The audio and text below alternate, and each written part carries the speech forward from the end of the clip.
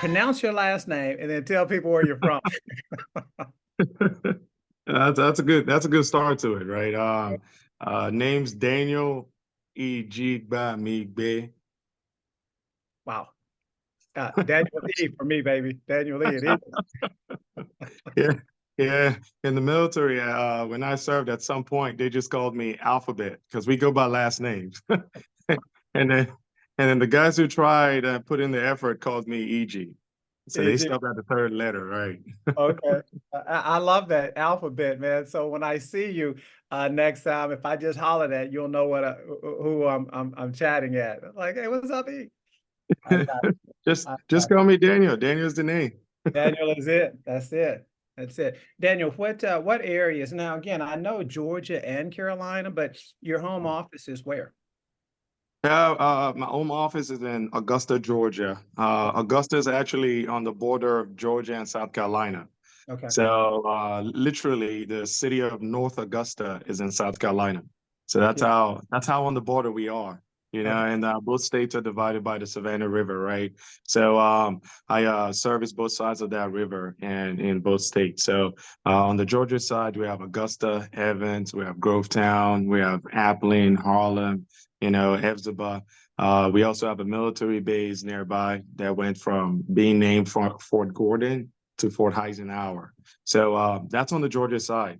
On the South Carolina side, we have a good plethora of, you know, small towns and cities as well. You know, North Augusta, I mentioned earlier, Beach Island, Aiken, where we have USC Aiken at University of South Carolina in Aiken. Um, Beach Island, and I go up just as far as almost Lexington, South Carolina. Nice. Now, of those two um, states, which one outpaces the other? Because again, right now I mean, business is going well for you, and I think people are taking notice. I noticed, right? Would you say it's the Georgia side or the Carolina side? No, it's definitely the Georgia side. Definitely the Okay. Georgia side. It's a lot of more. There's more demand on the Georgia side on this side of the river than the South Carolina side. Okay. Okay. Wonderful. All right. Well, thanks for sharing that. So, and I know there's a couple of things that you really want to get into. I want to start by um, asking just a couple of questions. The math, because you had mentioned in your bio math. So how has math helped you? Has it helped you in this business, or has it given you an analytical mind that's helped you, cater to a certain personality type? Or explain that briefly for me. Yes, absolutely. I am a mathematician and proudly mathematician. Um, a two-time math Olympian before migrating to the U.S. I went to college here in the U.S. I went to grad school as well. I've also taught math in university as a GTA. So numbers come very naturally to me. However, in real estate, the math that we do is not really super advanced math. But I found that personally, a lot of people appreciate the understanding of numbers, right? When I speak with investors here in Augusta, we have a lot of professionals here, right? We have a medical district. We're the home for cyber operations in the country and also for the United States Army, since we have the U.S. Army Cyber Command literally present here. So a lot of these guys have analytical way of thinking, and they usually appreciate it very much when you understand numbers and you're able to help guide them a little bit on the precision side of things, you know. And no number ever intimidates you as a mathematician. So a lot of people tend to appreciate the precision, the understanding, and the confidence you have in your analytical thinking. I love that. And again, thank you for your service. And I know there's a number of folks on here.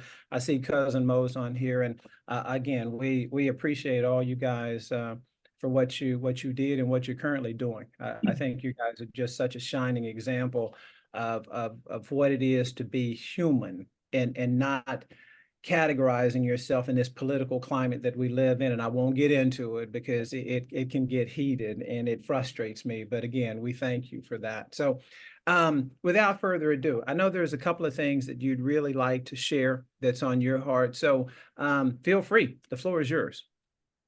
Oh yes, I appreciate that, and thanks for having me on here. I know it's been a long time coming, and I do apologize for the whole schedule conflicts, No. and Oh, I busy, just busy wanted people, to take the man. time. Wanted to Yeah. take the time to say I'm glad that I'm here right now. So I'm very very honored to be here. Um, the first thing I wanted to talk about was really success, right? In my dialogues that I've had with different professionals, both in real estate and outside of real estate, right?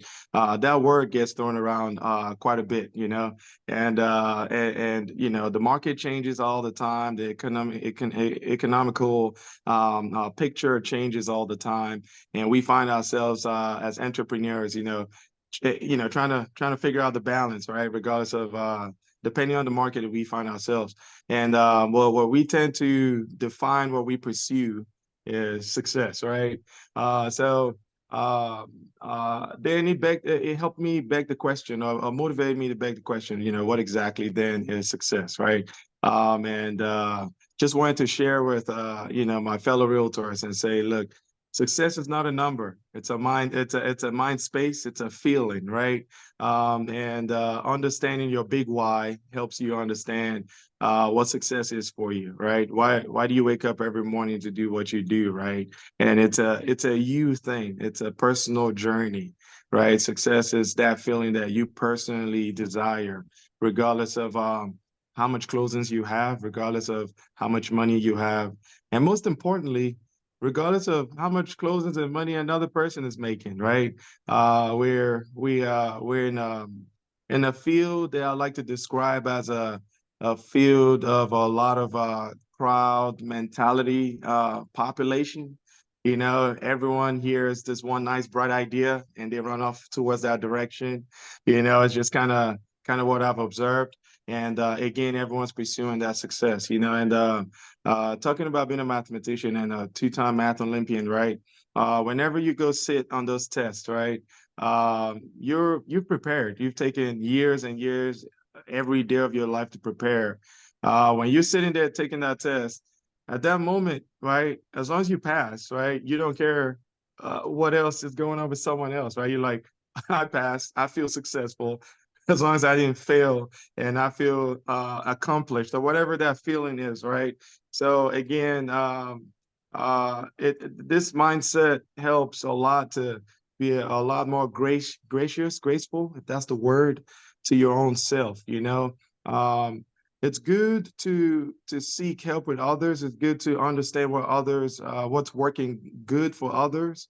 But at the same time, they say comparison is the thief of joy. I think that's how it's said. So in the field where facts and numbers are thrown out from other people's businesses, it's easy to want to compare and then lose sight of what that big why is. Lose sight of what the true feeling of success is.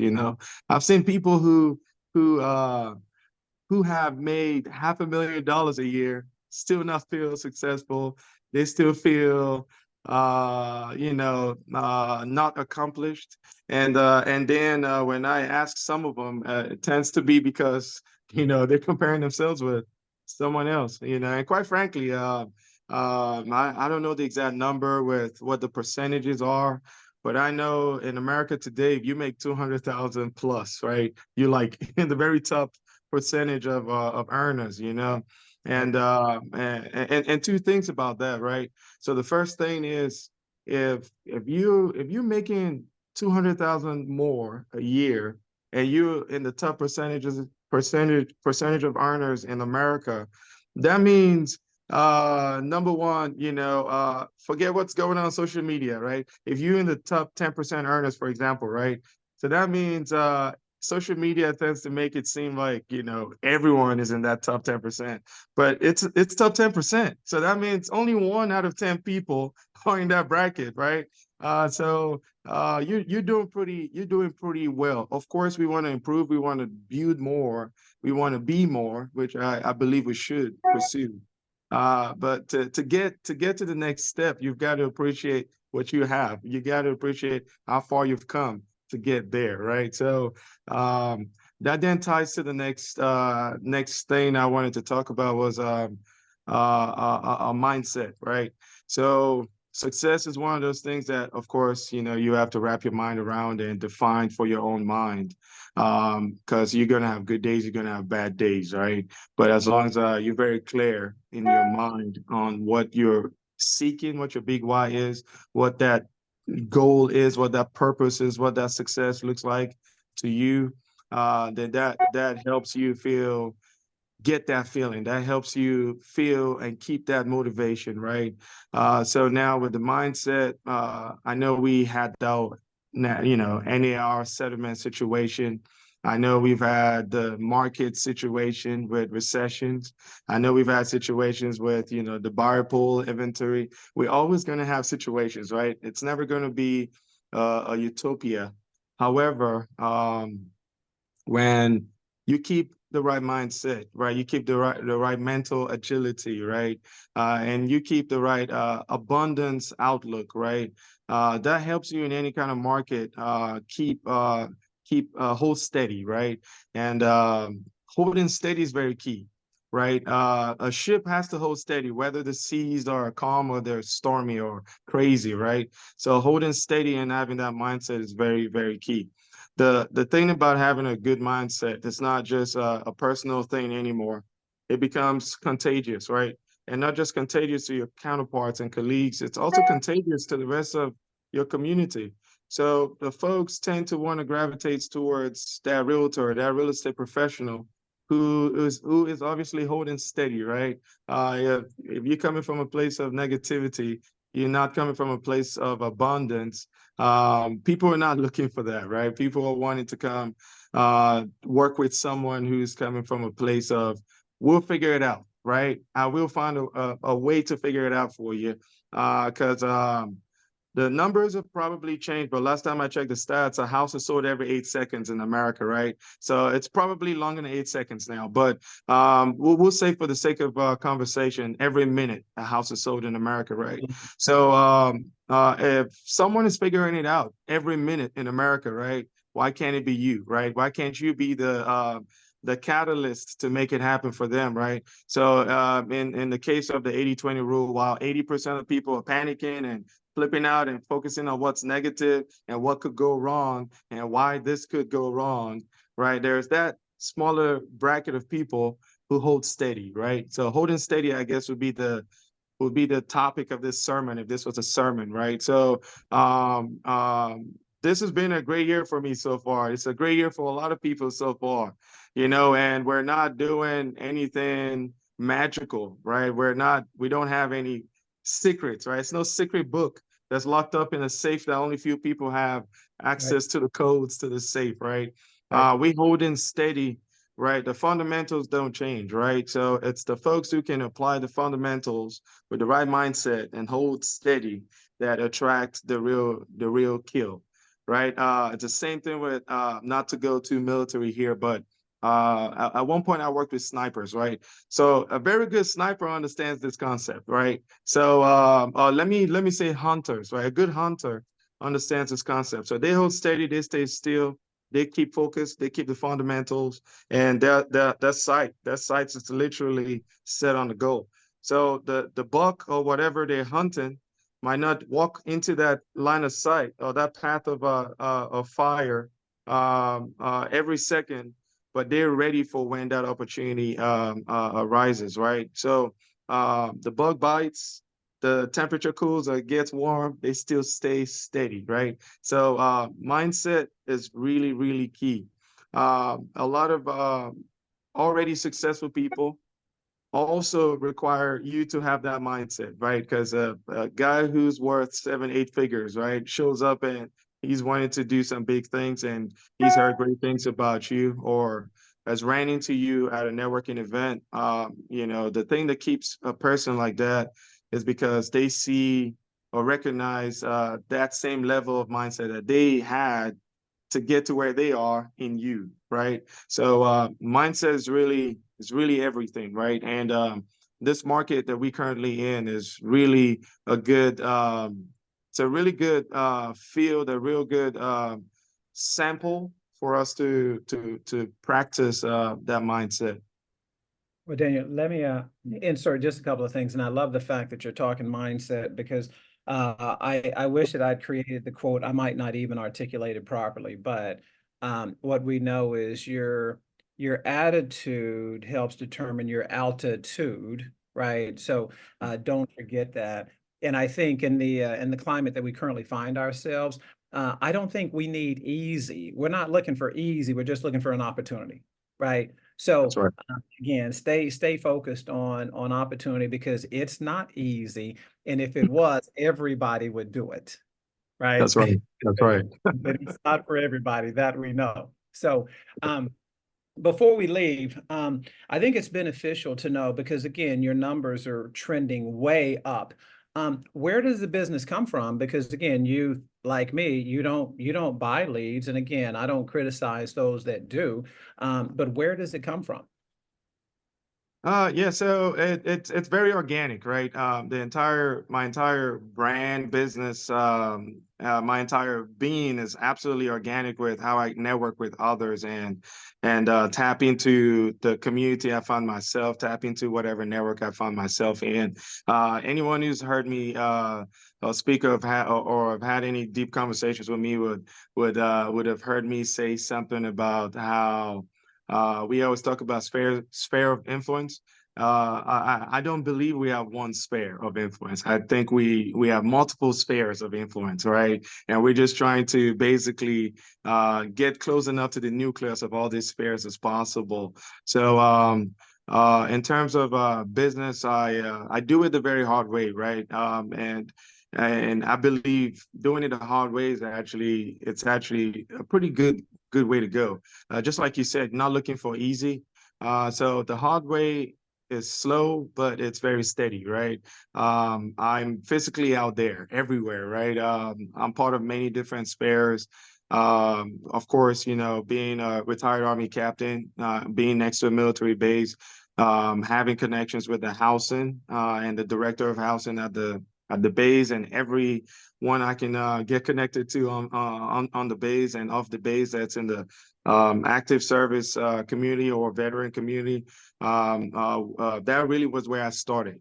And then finding success in that helped finding success in the cyber field of cybersphere, where you know we became the real focal point for cyber operations in the country. About $3.1 billion of government funds were invested in Augusta. So we had what 20 to 30,000 new people moved to Augusta, and these were all professionals, right?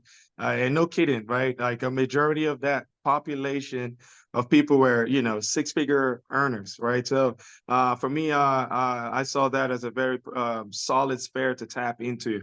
You also, you know, you see me as a Nigerian, right? Most Nigerians are usually professionals too. You know, they're usually doctors, engineers, something, right? You know, they're the number one. How they say, the most successful immigrant group in America. So they recently surpassed the Jews and the Chinese, right?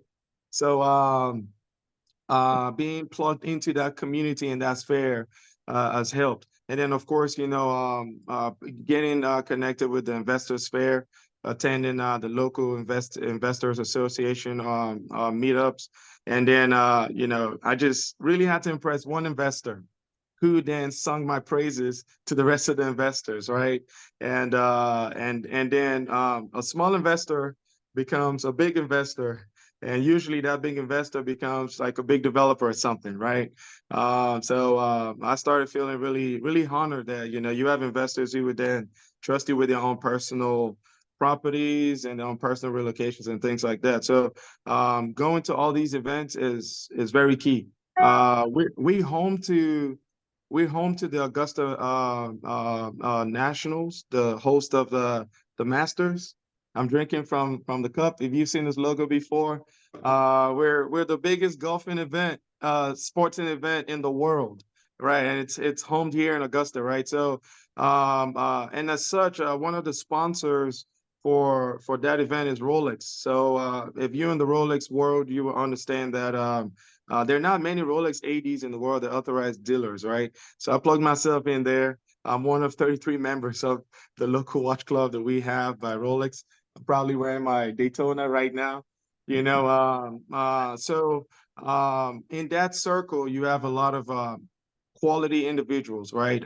Where there's wealth, there's usually movement, right? And when there's movement in wealth, there's usually a need or desire for real estate, right? So I'm just physically always either reaching out or creating a brand that attracts, right?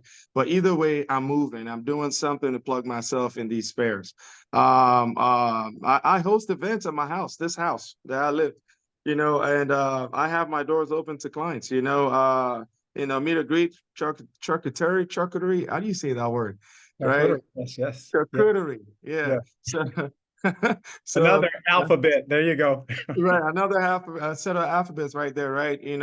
Wine, catered events, provide that, have them come over. If you have a good amount of doctors that you've spoken with, there are ER doctors, and you have this other group of doctors, bring them in and just call it a night of doctors. You have guys who like the NBA game, host the NBA game. Not everyone's gonna want to host at their own house, but I have all this space and these people to love on. And I'm Nigerian after all, right? So I have the mindset of community naturally, because that's the way we do it in Nigeria. My doors are open to you. And it signifies three things, right? Which I found to be magnets for success, right? Number one, you know where I lay my head at night. So that means, you can trust me usually. I have nowhere to hide. And number two, when I tell you my doors are open to you, I literally mean it. I really truly care about you. No one has taken me up to it yet, right? No one has actually come spend the night at my house, right? But but but they believe it, because again, my doors are literally open to them, right? And number three, and here's the actual important part of it, right? It also actually signifies your success, right? Success attracts success, right? I understand the need to be humble. It's important, but at the same time, you do need to sing your own praises sometimes to the right people. You do need to show your own success to the right people, because again, successful people are looking for other successful people to build more success. And Amen.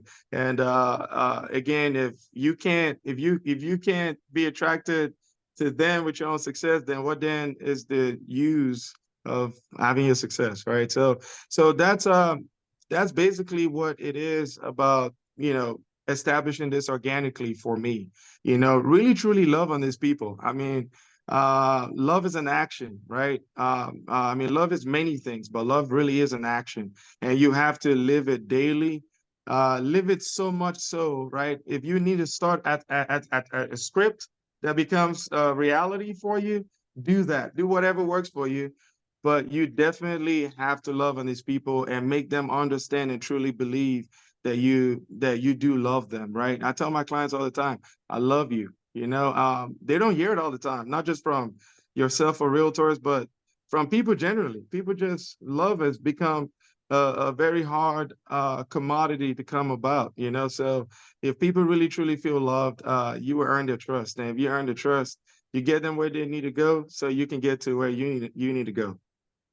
Daniel, I can't tell you, woo, how I'm even more impressed, my brother, than I was before we spoke. You've dropped so many nuggets that I can't even. I don't even know if you can see my notes, because I script notes here, and I love the nuggets that you've dropped. Again, you know what? Love is one. And I think clearly we need more of that. And I'm not, again, I shy away from this crazy political climate that we find ourselves in, but I think we need way more love than we do separation and division and all that BS that we see today. And I think the other thing that resonates with me is you continue to put yourself, um, we say it all the time, real estate is a contact sport, right? And you clearly you're in rooms, you're in environments, you're in situations to where, you know what, you're touching people. And again, I'm fortunate to have created the quote that, you know, we can't move people until we touch them first. Right. And I think you're Right. touching so many people, and that resonates in love and action. I can't thank you enough. And guys, I can tell you for everyone that's on this call, all 31 of you guys today, that boy, if you didn't get something from this, then that's a you problem, right? So make sure, right?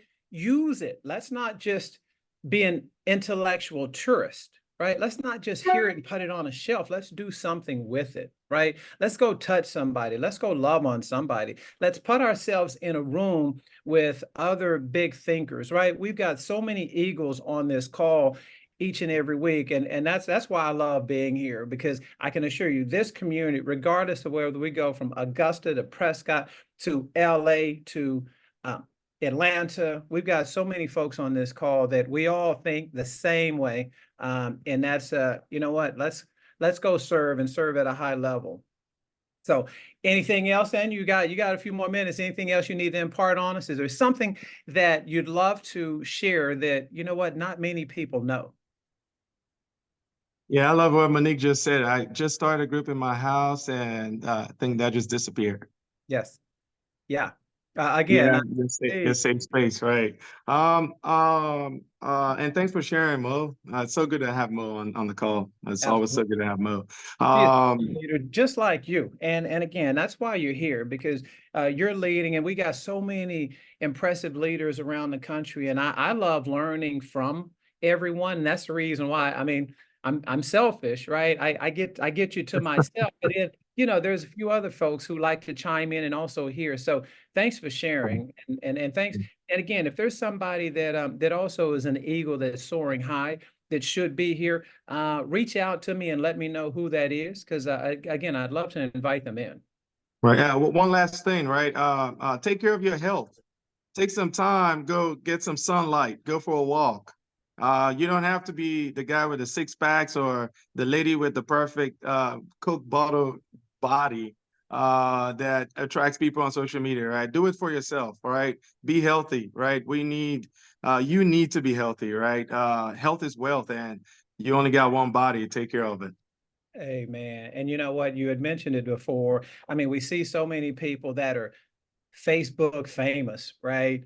And knowing that, again, if you earn 200, 250, you're in the top 10%. And the majority of those folks are not. They appear to be, but they're not. And so, you know what? Stop judging yourself there and just start judging yourself here. And again, make sure that you're putting in the time, because it's hard to be famous at home, especially if you're not there. It's hard to be famous in your community if you're not serving it. Right.